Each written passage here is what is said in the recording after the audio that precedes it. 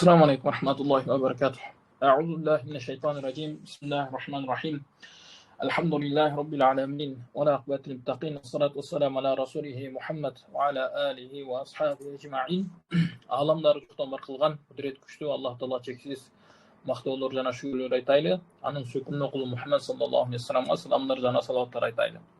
Ондар бұйырса, бүгін берекелі күнде тұрабыз. Аллах Тағала мұсылмандарға өзгөчө, ислам дининде өзгөчө кылган күндөрдүн бирөөсү эмне Ашура күнүндө турабыз. Мусулманча ислами жыл санак боюнча, хижри жыл санагы боюнча бүгүн эмне 10 Мухаррам айы. Мусулмандардын жаңы жылынын, же болбосо жаңы жылындагы айынын, кандай эле бизде жөнөкөй жыл санагында, милади жыл санагында январдын 10 сыяктуу эле хижри жыл санагы боюнча, мусулмандар жыл санагы боюнча Мухаррам айынын 10. Бул кандай эле Ибн Аббас радиллаху анху айткандай, Рамазандан кийинки эң өзгөчөлөнгөн айлардан, эң бир өзгөчө же болбосо Аллах Тааланын алдында улуу болгон айлардан бул арам болгон айлар, же болбосо эмне Ашхурул Харам деп коет, ошол арам болгон айлар. Неге бул айларды арам болгон айлар деп коет? Анткени Аллах Таала бул айда өзгөчө нерселерге убада берген, өзгөчө амалдар болгон, өзгөчө тарыхта окуялар болгон туугандар. Өз туугандар, бизде жашообузда же болбосо жыл санагы ичинде өзгөчө күндөр бар. Мисалы, 31 августта Кыргызстандын эгемендүүлүк күнү. Бардыгыбыз майрамдайбыз, бардыгыбыз кубанычта болобуз. Неге? Анткени биз кыргызбыз, биздин Кыргызстан мамлекети өзгөчө эгемендүүлүктү алган. Өзгөчө күнгө, өзгөчө бир статуска ээ болгон күнөрдөн. Мисалга алганда, мурдагы СССРдин кол астында болгондор 9 майды өзгөчө майрамдайт.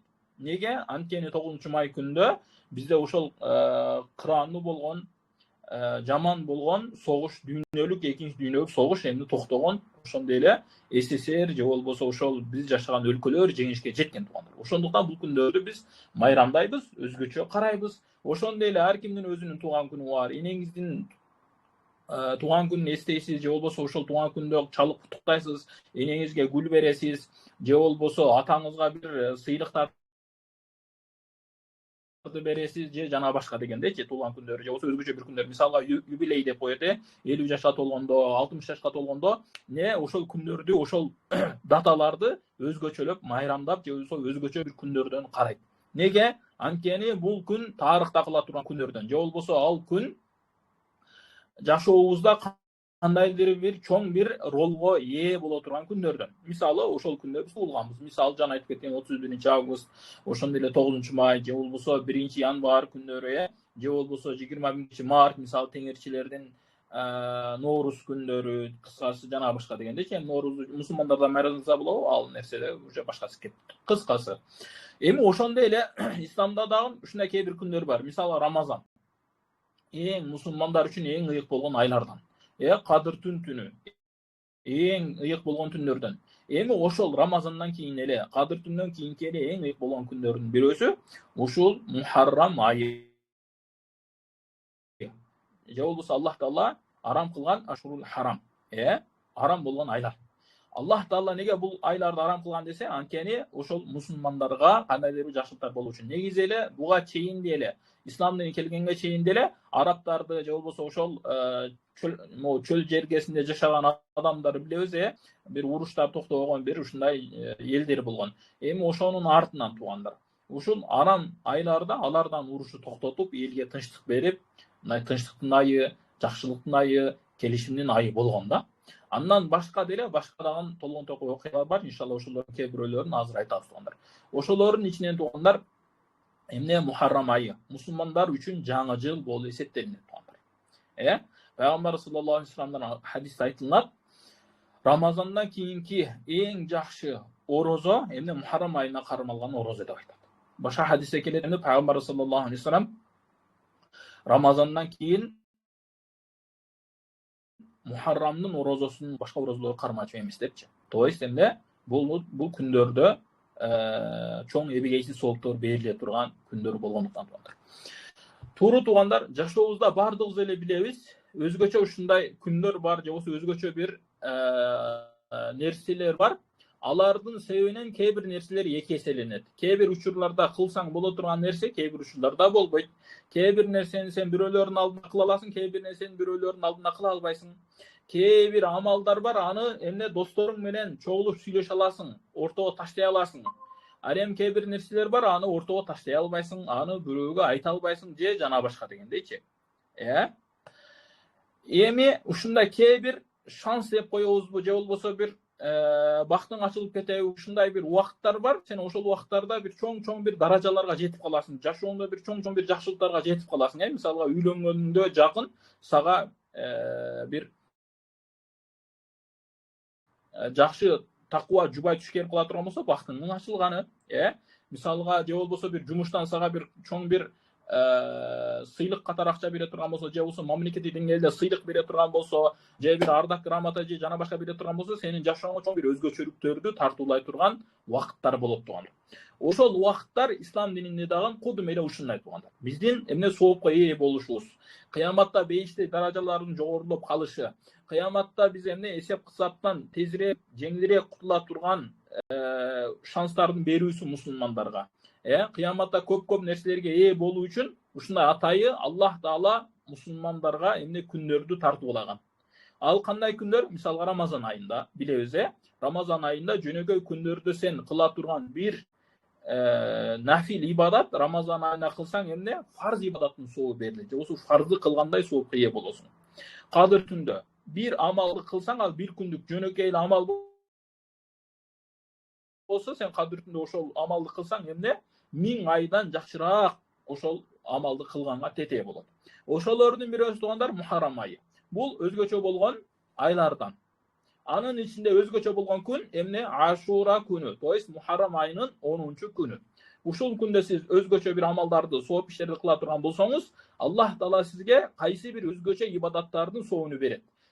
Башка убактарда ошол амалдарды кылып жетпесеңиз, бул айда ошол амалдарды кылсаңыз эмне? Башка убактарда кылбаган жетпеген соопторго, башка убакта кылып жетпеген жакшылыктарга ушул айда жетесиз. Мисалга алганда туугандар, Пайгамбар саллаллаху алейхи ва саллям айтат, бул күнүн өзгөчөлүгүнөн, Ашура күнүнүн өзгөчөлүгүнөн эмне? Кимдеки ушул күн өзүнүн үй бүлөсүндө васса кененчилик кыла турган болсо, жоомарттык кыла турган болсо, Аллах Таалага 1 жыл бою жоомарттык кылат дейт. Мындайча айтканда, биздин жалпак тил менен айтканда, эркектер көбүнчөсү же болбосо аталар, энелери өздөрүнүн балдарга бир оюнчуктарды алып берип, бир курсандык тартуулайтын жоомарттык деген эмне? Ушул курсандык тартуулап бир кол ачык берешендүүлүк кылуу да, ушундай кыла турган болсо, Аллах Таала эми 1 жыл бою жоомарттык кылат дейт. 1 жыл бою ага эмне? Кененчиликти берет дейт Аллах Таалачы. Эми кененчилик берет дегенде сен бир жолу эле тамак аш алып берип коюп 1 жыл бою бай болуп кетем деп ойлобо. Болгону эмне? Аллах Таала сага жоомарттык кылат. Буга чейин кылбаган нерселерин кээ бирөөлөрүн Аллах Таала ушул жылда кылат туугандар. Ошондуктан Суфьян ибн Уяйн айтат, эмне? Мен ушул хадиске амал кылдым, 50 жыл, 60 жылдай анын төлкө пайдасını таптым дейт. То есть Ашура күнүндө мен үй бүлөмө ушундай жоомарттык кылдым, семьяма. Сен бекер башка бир сырттагы адамга кылбай жатасың, өзүңдүн үй бүлөңө кылып жатасың.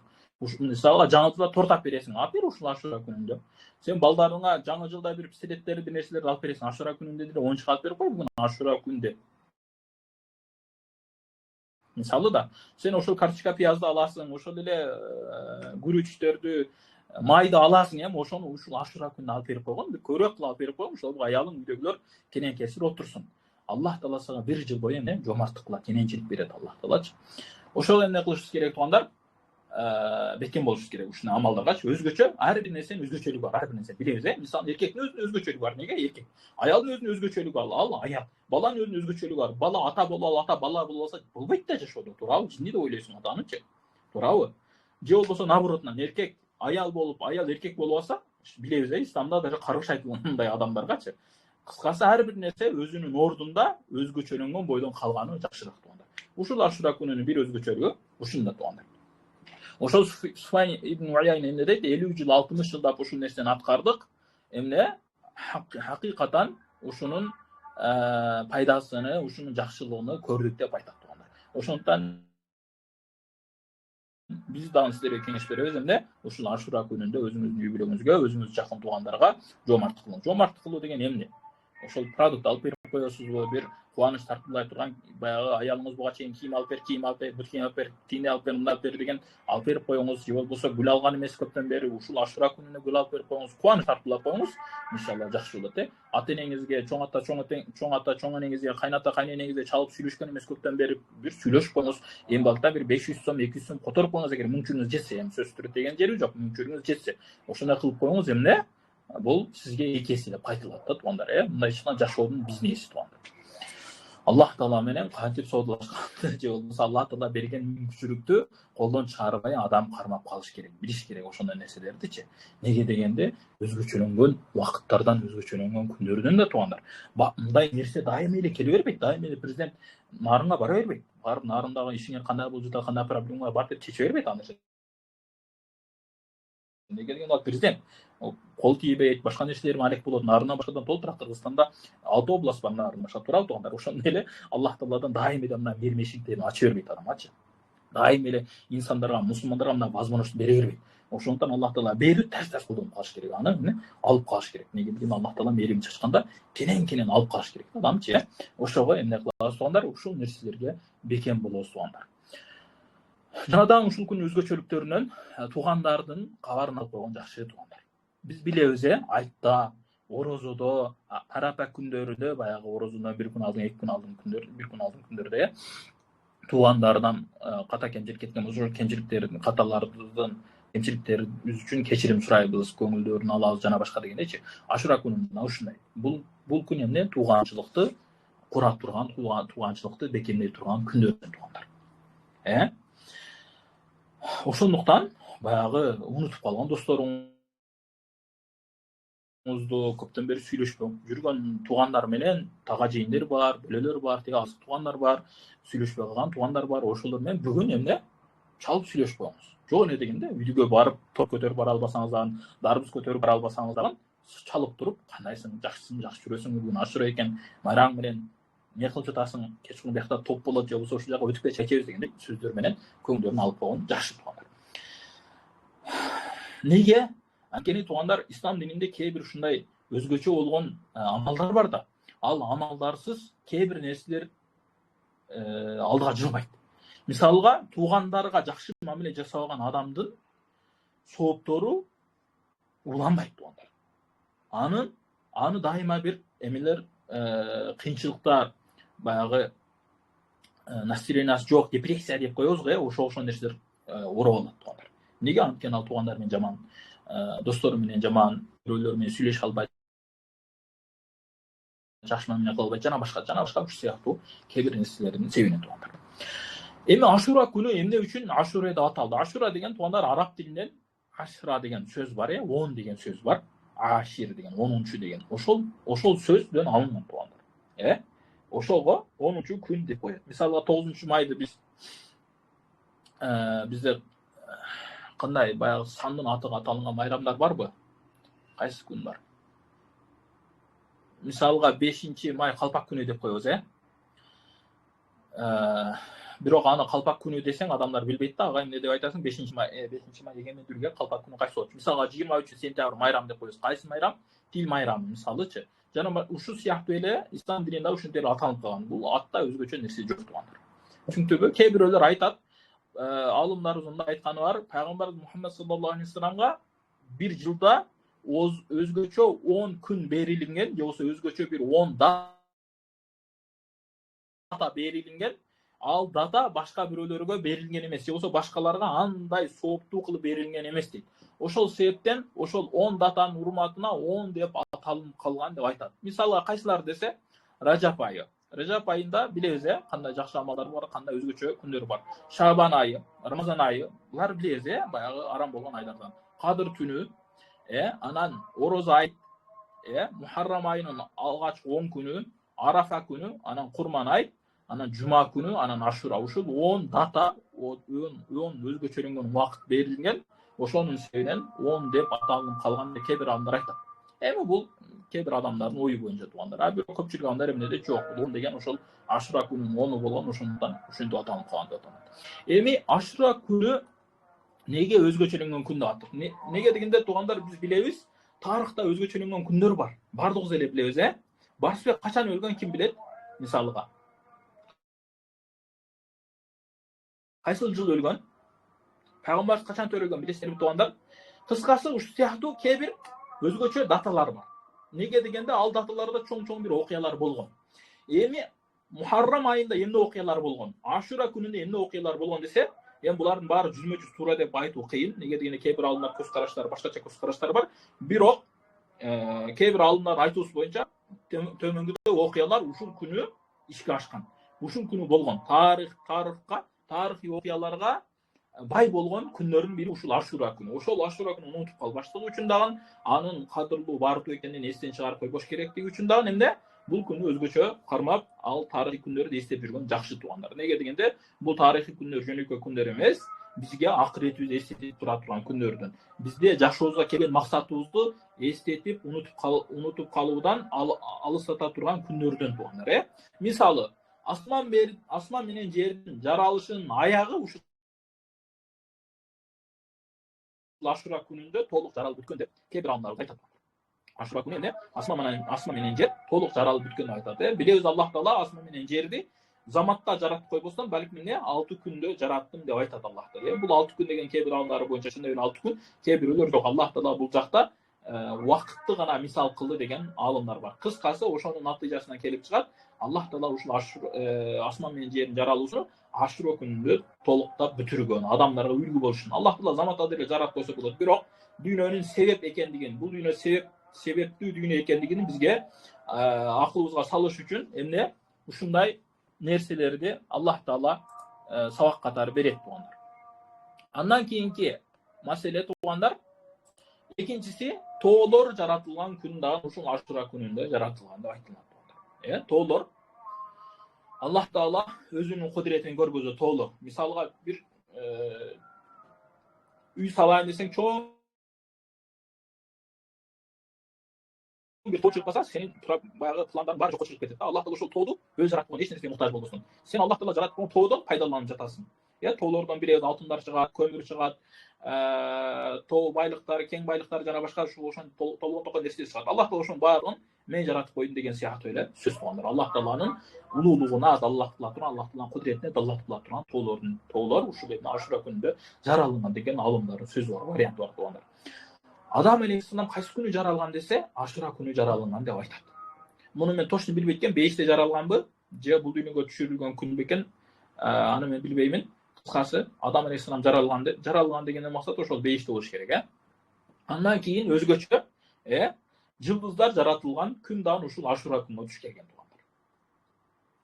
Жылдыздар биз туугандар тетиги адам баласы космосту изилдеп, космос кандай чоң билебиз, анын ичинде галактика бар, анын ичинде күн системасы, башка жылдыздар системасы, башка нерселер бар. Биз аны алыстан телескоп менен, колубуздан жеткен аспаптар менен гана көрүп, бир аз гана изилдемиш болуп, анын сүрөтүнө эмеге алабыз, сүрөттөрүн көрөбүз, кандай кыймыл аткарат, ошолорду гана билебиз. Бирок адам баласы айга гана учкан, анан жакынкы гана планеталарды гана билебиз да. Ал эмте алысты, мисалга Марс, Юпитер, Сатурн же болбосо Наракка дагы барганда, аларды уже билбейбиз бизче кандай экендигинчи. Аларды биз баягы сырттан гана изилдегенибизде ушундай гана бизге маалыматтар берилет да. Эми Аллах Тааланын кудуретин караңыз, ошол галактикалардын баардыгын жаратып койду да. Бирок жаратып коюп, ошолордун баарын өзүнүн огунда, кыяматка чейин өзүнүн огунда сактап турат Аллах Таала. Сиз ошонун себебинен сизге саар менен күн чыкты. Бүгүн ойлодуңузбу кантип күн чыккандыгын? Азыр күн кантип батып жатат? Мисалы, Кыргызстан Шамга жакын болуп калды, бизде асыр болду, мисалы, Иорданиядачы. Кандай болуп жатат, ойлодуңузбу? Аллах Таала ушунун баардыгын өзүнүн кудурети менен кармап турат да. Эгер Аллах Таала ошол айды жаратпаганда, күнү жаратпаганда, адам баласы каяктан жарата алмакпыз? Каяктан табат элекпизчи?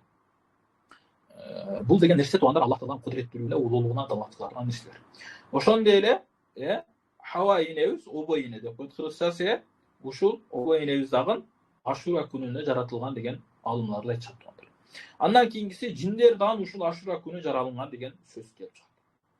Тиги азыр биз айттык, Адам алейхиссалам менен обейини Ашура күнү жаралган деп. Значит, адам баласыдан ошол Ашура күнү жаралган да ошондон кийин таркатылган деген сөз.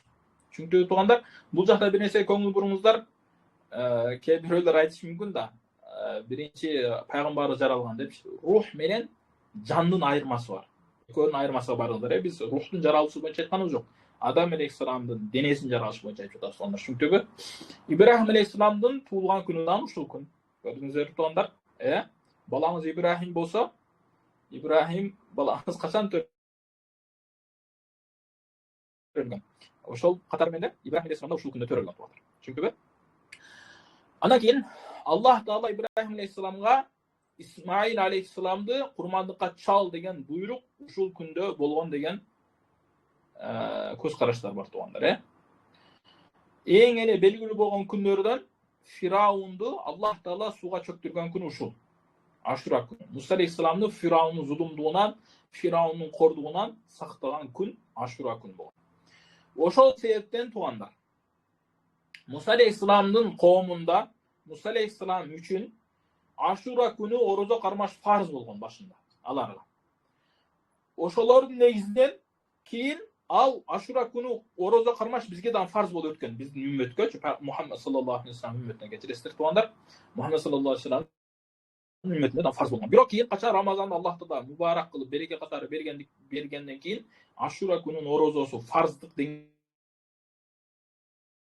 деңгээлден сүннөттүк деңгээлге түшүп калганда айтканда маржух болгон туугандар. Маржух дейм да, насых болгон, мансух болгон, кечиресиздер. Мансух болгон туугандар. Мындай айтканда өкүм жокко чыгарылган, фарз болбой калган. Бирок пайгамбарыбыз салам ошонун орозосун кармаган. Буга дагы бир себеп, окуяларда мынтип айтып, окуяларда эмес, хадисте мынтип келет. Пайгамбар саллаллаху алейхи вассалам качан Маккадан Мадинага хижрат кылып барганда, Мадинадагы яһуттар эмне Ашура күнүнүн орозосун калтырбастан кармайт, бекем кармайт, кызыктар болуп кармайт. Көрдүңүздөрбү? Жахилият доорунда деле яһуттар да орозо кармап жүргөн. Кыскасы. Анан Пайгамбар саллаллаху алейхи вассалам сурайт: "Неге бул күндө өзгөчөлөп жатасыңар? Неге орозо кармап жатасыңар?" десе, эмне дейт? Бул күнү Аллах Таала Муса алейхиссалам жана Муса алейхиссаламдын коомуну, ошо Муса алейхиссалам менен чогуу болгон сахабалар мындай айтканда, ошолорду Фираундун зулумунан сактаган күн ушул күн. Ошол себептен биз Аллахка шүгүр келтирип, Аллах Тааланын берген жакшылыгына, Аллах Таала Муса алейхиссаламды ошондой зулумдуктан, ошондой жамандыктан, ошондой элди сактагандыгы үчүн шүгүр келтирүү максатында да Аллах Таала даан жакындоо максатында да бул күндүн орозосун кармайбыз. Анан пайгамбарыбыз дейт: "Менин тууганчылыгым, то есть менин Муса алейхиссаламга болгон жакындыгым силерге караганда жакыныраак. Биз дагы бул күндү кармайбыз" дейт. Анан өзү дагы кармайт, сахабалардан карматат. Сахабалардан буйрук берет туугандар.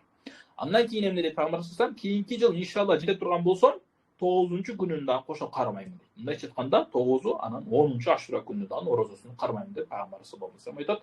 Ошондон кийин бизге эмне сүннөт болуп калган туугандар. Ошондуктан бул күнүн орозосун кармаса, эң жакшы болгон күндөрдөн болуп эсептелет. Сахих Муслимдин риваятында айтылат. Пайгамбар саллаллаху алейхи вассалам Ибн Аббас адашпасам, Ибн Аббас радhiyallahu anh риваят кылат. Кимде-ким Ашура күнү орозо кармаса, Аллах Тааланын 1 жылдык күнөөсүн кечирет дейт. 1 жылдык күнөөсүн кечирет дейт. Күнөөнүн кечирилиши туугандар, чоң бир бактылуулук, чоң бир жакшылык туугандар. Ал нерсе бардык адамга эле бериле бербейт, бардык эле күнөө кечирилбей, элестет 1 жылдык күнөө кечирип жатат туугандар. Ошол күнөөлөр кечирилбей калгандык себебинен, күнөөлөрүбүз көп болгондугунун себебинен биз көптөгөн жакшылыктардан кур калабыз туугандар. Адамдын күнөөсү, адамдын кемчиликтери, адамдын ошол жакшы амал күнөөлөрдү кылуусу, жакшы амалдардан кур калтырат туугандар. Мисалы, сиз ойлооңуз да мен жөн эле багымда 40ка чыкканда багымда окуп алам, аз жашмын же болбосо бир иштериме алек болуп жүрөм. Жок, сиздин күнөөңүз көп, ошондуктан Аллах Таала сизди каалабады намазга келишиңизди. Мисалга, балаңыз алкаш болуп калды, же болбосо балаңыз ажырашып берет, күйөөсү аял менен жашай албайт, чыгыша албайт, күнүгө уруш талаш, жаңжал, бирөөсү кара дуа кылып кеткен, бирөөсү сары дуа кылып кеткен жана башка. Кайсынан келип чыгат? Сиздин кайсы бир күнөөлөрүңүз бар, ошонун себебинен Аллах Таала сизге ушундай баракаттарды, ушундай кырсыктарды берет. Мисалга, алкаштардын бактылуу боло албай, бул дүйнө ахиретте корболгон неден дейсиз? Ошол күнөөсү көптүгүнүн себебинен ушундай болот да туугандар. Неге сіз көп жылдардан бері умраға ниет қыласыз, бара албайсыз? Барды қоңшыңыз барып келді, башқа біреулер барып келді, сіз как будто өзіңіз таза деле жүресіз, бирок умраға бара албайсыз көп жылдардан бері. Ақшаңыз деле бар, машинаңыз деле бар, байлығыңыз деле бар, бирок умраға бара албайсыз. Неге? Аллах Таала каалап сіздің ошондой ық жерде жүргөнүңүздү. Сіз күнүгө ясин окуйм деп ниет кыласыз, быйыл мынакей Кур'ан үйрөнөм ниет кыласыз, Кур'анды ачып карай албайсыз. Неге? Аллах Таала каалабайт сиздин ошондой арам болгон көздөрүңүз менен Кур'ан карашыңызды. Мисалга зекет берем деп аракет кыласыз, жаныңыздан бир тиын чыкпайт. Аллах Таала каалабайт сиздин арамдан тапкан акчаңызды эмне зекетке, бирөөлөргө, таза адамдарга берилишин. Ошондон ойлобойлу туугандар. Күнөөнүн кечириш жеңил. Жок. Аллах Таала күнөөнүн кечириш оңой нерсе эмес ал. Ол күнөөнүн кечириш үчүн сен өмүр бою жер кассаң дагы, асман кассаң да, асман тессең дагы анча күнөөлөр кечирилбейт туугандар. Ошондуктан бул Аллах Таала берип жаткан возможносту колдон тарбаш керек. Президент сага мынакей жакшылык берип жатам, о нерсени ал деген алыш керек аңсы. Неге деген ал президент берип жатат сен үчүн. Эми аламдардын падышасы, о президент да бере албайт, энең да бере албайт, атаң да бере албайт, авторитетиң да бере албайт, байлыгың да бере албайт, эч ким бере албай турган нерсени берип жатат. Ал эмне? Бир жылдык күнөөлөр кечирип жатат да, бир жылдык күнөөлөр кечирип жатат. Эми ошол нерсени ала албай калсаң, сага эмне керек анда? Сага эмне деш керек? Башкачы. Эмне деш керек? Ошого туугандар, эмне бул күндү жөн өткөзүп коюудан сактаныш керек. Bir adamga bunun misali mындай да туугандар. Президент келди, айылыңызга барды, же болбосо ошо районуңузга барды, кимдин проблемасы бар, келип айтып келем, мен чечип берем деди. Сизге бирөө адилетсиздик кылган, сиздин ушундай бир проблемаңыз бар, президентке айтсаңыз, бир ооз сөзү мындайча эле айтса бүтүп кала турган нерсе. Эми сиз ошол проблемаңыздын артында кыйналып жүрөсүз, жашооңуз артка кетип жатат, бала чакаңыз кыйналып жатат, бирөө мисалы да бирөө сиздин үйүңүздү, байлыгыңызды, ишиңизди зулумдук менен тартып алган деп коелу, же коррупция жолу менен алып алган деп коелу. Эми ошондо президентке айтсаңыз, бир ооз менен кайтарып берип коет сизгечи. Эми сиз президент келди, эшикти ачты, келгиле деди. Анан сиз өзүңүз барбай, үйдө пут көтөрүп жатып, телефон көрүп, TikTok чукуп отурсаңыз, Instagram чукуп отурсаңыз, сизде күнөө болобу же президентте күнөө болобу? Анан эртең кечке чейин президент жамандай бересиз да. Анан эртең кечке чейин сизге эмне ислам дини мындай, анан Аллах Таала мындай, мен ушундай жакшылыктар кылсам да мага мындай нерсе берип жатат. Жок, сен жакшылыктар кылбай жатасың ошол секилде. Сен ошол жерде туруп, эртең менен туруп, даярданып, барып, ошол кагылмагазын туурулап, барып президентке айтышың керек да, анан сен проблемаңды чечип берет деди, туурабы туугандар? Ошондой эле, ушундай улуу күндө дагы ошондой жакшылыктардан кур калган адамдар толтура туугандар. Мисалы, канча адамдар отурат дейсиздер азыр TikTok. Канча адамдар отурат азыр Facebook'та, же болбосо бир Instagram'да, же болбосо бир YouTube'да жөн эле бир болбос нерседен алектенипчи. Аны ордуга Кур'ан окуса болобу деп болот деди, аны ордуга зикир тартса болобу деп болот деди. Бүгүн орозо кармап бир жакшылыктар кылып, үй бүлөсүгө жакшылыктар кылса болобу деп болот деди. Бирок кылбады. Неге? Өзүндө да изилдебеди, аракет кылбады. Ушундай Аллах Таала берген ыйык күндөрдү да, ушундай Аллах Таала берген жакшылыктарды да кабыл алганга даяр эмес адамдарчы. Эми аларда күнөөбү же Аллах Таалада күнөө болобу? Аллах Таалада күнөө жок. Аллах Таала эч качан эч кимге зулумдук кылбайт. Хадис кудуста айткандай, эмне дейт? Мен өзүмө башкаларга зулумдук кылууну арам кылдым, ошондой эле силердин араңыздан бири-бириңерге зулумдук кылганды арам кылдым деп Аллах Таала айтат туугандар. Аллах Таала жалган сүйлөбөйт. Билебиз. Эгер кимде-ким жалган сүйлөйт десе, алып келсин, кана кайда Аллах Таала жалган сүйлөгөнүн көрдүң. Же болбосо бир кылган кыймылда же бир Аллах Тааланын жараткан нерселери же башка бир нерсе Аллах Тааланын жалган сүйлөөсүнө же бир ишти жалган кылуусуна, кайрадан алдашына же бир хыйла жамандыктарын кылуусун кайрадан көрдүң сен? Барбы далили? Жок. Анда Аллах Таала күнөө кыла берген болбойт. Ошого кээ бир адамдарга таң кыласың, мисалы жашоодо өзү эртең кечке сен күнөө көр.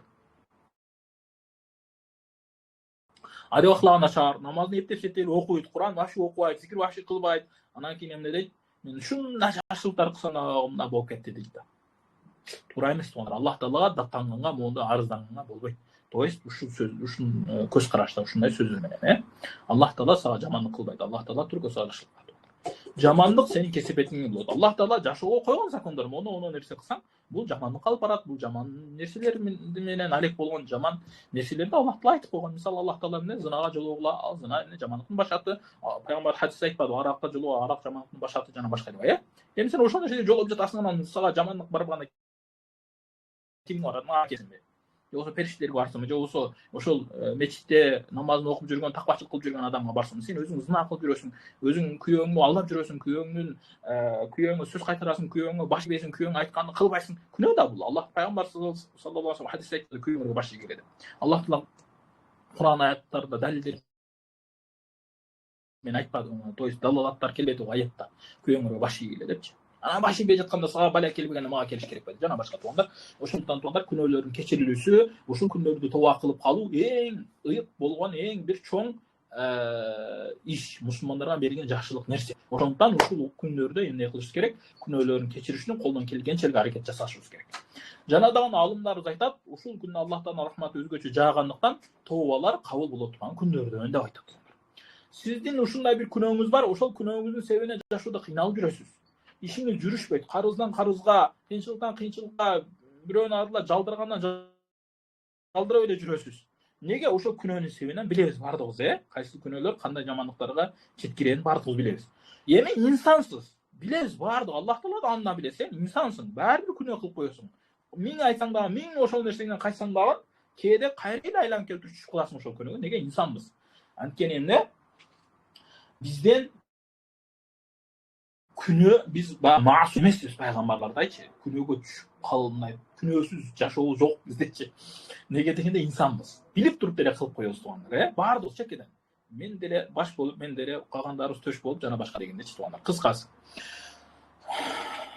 Ошол күнөөлөрдөн кечирим сурай турган, тоба кылып кайта турган, Аллах тааланын алдында кечире турган эң ыйык болгон күндөрдөн ушул күн туугандар. Тоба кыла турган күн. Аллах тааладан кечирим сураңыз. Аллах тааладан тоба кылыңыз ошол күнөөлөрүңүз үчүн. Аллах таала эмне? Күнөөлөрүңүздү кечирсин. Аллах таала сизди чоң бир ийгиликтерге, жакшылыктарга жеткирсин. Ошонун себеби. Ошого эмне кылышыбыз керек? Күнөөнү кечирбешибиз керек. Андан кийин Ашура күнүндө эң бир келечекте боло турган өзгөчө убакыттардан туугандар эмне? Кыямат күнү дал ушул Ашура күнүнгө белгиленген деген кээ бир алымдар айтат. То есть күнү Ашура күнү болуп калуу толук ыктымалдуулугу бар деп алымдарыбыздын ушундай сөз бар туугандар. Ошондуктан бул күн өзгөчөлөнгөн күндөрдү жөн өткөрүп жибергенге болбойт туугандар, Ошого колдон келгенчелик жакшылыктарга арек болуш керек. Жакшылыктар көп туугандар. Жакшылыктардын түрү көп. Мисалы, сиз бүгүн орозо кармай албадыңыз, макул. Бирөөгө садака бериңиз. Бирөөнүн көңүлүн алыңыз. Бирөөгө жакшы сөз сүйлөңүз. Аялыңыз менен, күйөөңүз менен, ата-энеңиз менен араздашып калгансыз, жаман сөздөр болуп кеткен ортодо кечирип коюңуз. Эч нерсе болбойт туугандар. Кечирип коюу эң жакшы сыфаттардан. Кечирип коюңуз, эч нерсе эмес туугандар. Күйөөңүз катуу сүйлөп койгон, аялыңыз катуу сүйлөп койгон, кечирип койгон эч нерсе эмес туугандар. Өмүр өтүп кетет. Аз эле нерсе.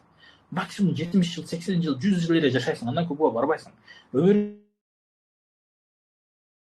жарым өтүп калды уже, 35-ке 40-ка келип калдың, 50-ге келип калдың, жашоо бияга азыр калды, көп кыйналба.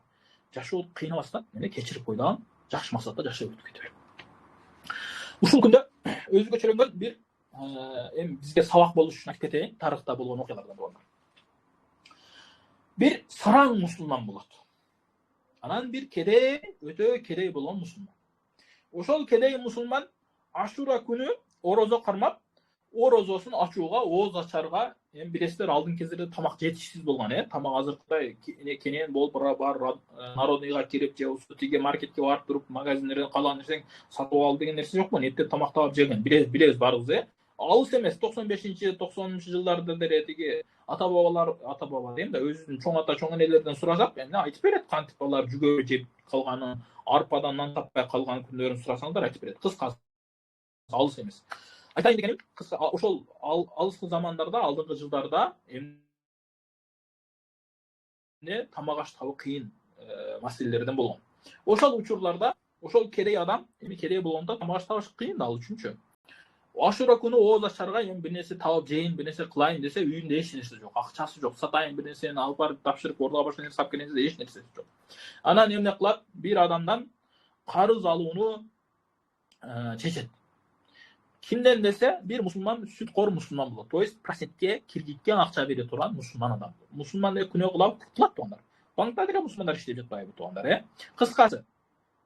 Анан ошол адамдан барып акча сурайт. Мага 1 дирхам берип тур. 1 дирхам деген биздин акча менен 1 динар $200 болсо, 1 дирхам примерно ошол 1000 сомго жетер жетпес акча да. Мен билбейт экенмин азыр канча сом экенин. Кыскасы. Ошол эми тамак келе турган акча да, кыскасы. 1 дирхам берип тур.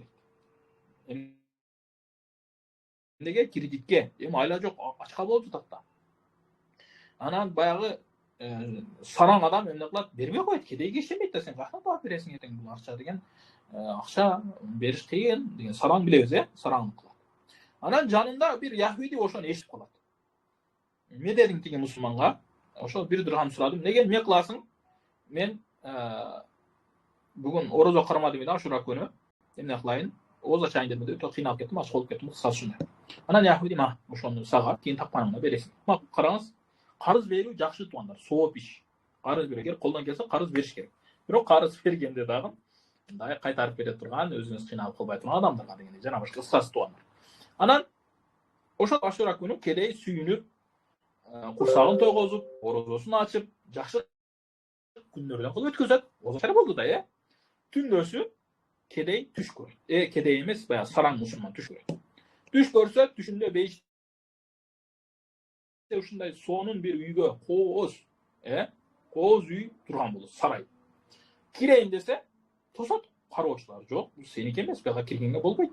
Бул үй сеники болчу. Бирок сен аны колдон чыгарып бердиң. Кантип? Баягы кедей келбейби де сага, жакшылык кылып кой, карыз берип тур деп. Сен ошого бербей койдуң. Ошонун себебинен бул сага болбой калды. Бул ошол кедейге жакшылык кылган яхудиге болду дейт. Анан мусулман адам эртеси күнү саар менен баягы сараң, саар менен туруп баягы яхудиге барат. Баягы кедейге канча бердиң де? Ошол акчасын бермей кыйналып калды. Ошонун ордуга 100 динар беремин. 100 динар, баягы 100 динар деген азыр биздин сом менен канча болуп кетет?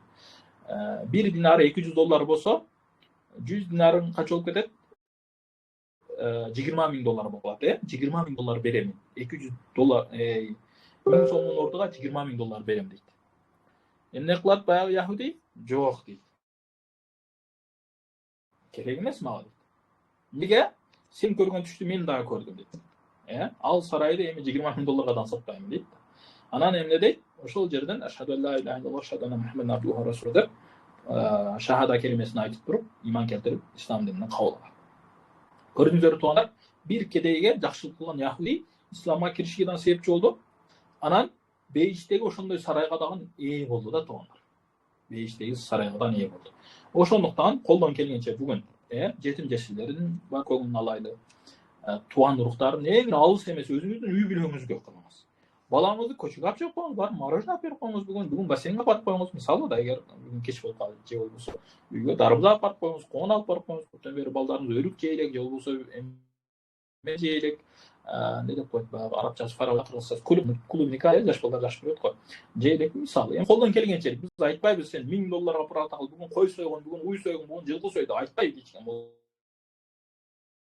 Болдулар антип айтпайт. Колдон келгенче сиз миллионерсиз, өзүңүзгө жараша кыла бериңиз. Сиз биздин катарыбызда эле кедейсиз. Эмне кыласыз? Өзүңүзгө жараша. Сиз студентсиз, өзүңүздүн катарыңызда майонез менен жаңы лепешканы эле. Ошондой дегенде ар кимдин өзүгө жараша тугандар, Өзүнүн эмесине, мүмкүнчүлүгүнө жараша. Баягы кыргыздарда жакшы сөз бар го, көрпөңө карап бутуңду сун деген. Көрпөгө карап бутуңузду суна бересиз тугандар. Ошого bundan maksat tuğanlar Aşura günün kadir barkını bilip da tuğanlar. Ошого ушул күндө ушундай Аллах Таала сизге возможность, мүмкүнчүлүк берип жатат да. Колдон чыгарбаңыз дагы эң жакшы амалдарды бүгүн кылып калыңыз. Эң жакшы амалдарды бүгүн кылып алыңыз тугандар. Андан башка кээ бир аялдар мисалга этекке келип калышы мүмкүн жана башка дегенде, алар орозо кармай албай калганда эмне кылыңыз? Садака бериңиз.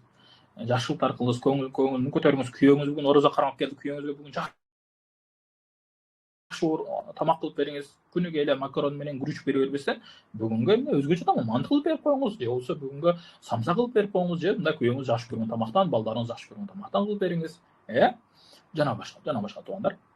Болгону баягы жалкоолуктан арылып, бул күндүн каты баркын сезип, анан аракет кылган жакшы. Бул күндө орозо карман, өзгөчө күндөрдөн деп айттык туугандар, билебиз бардыгыбыз.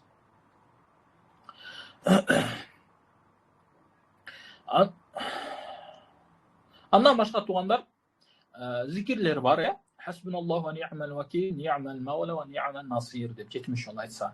Анан биз сиздерге кече даже мындан бир канча күн алдын Ашура күнүн Muharram айынын өзгөчөлүктөрү боюнча амалдарды жиберип койгонбуз, мисалга колдон келе турган болсо 4 рекат намаз окуп, Ихлас сүрөсүнүн ар биринде 51 жолун окуп, аалымдарды зыярат кылып, көзгө сурма, колдогу тырмактар өскөзгөн, тырмактарды алып жетимдерге мажырап садака берип, оорулуу адамдарга зыярат кылып, осул алып, Ихлас сүрөсүн 1000 жолу окуп, Бисмиллах 113 жолу окуп, Аят Курсин 360 жана башка ушундай амалдар жиберип койгонбуз, көрүп өзүңүздөр амал кылсаңдар болот туугандар.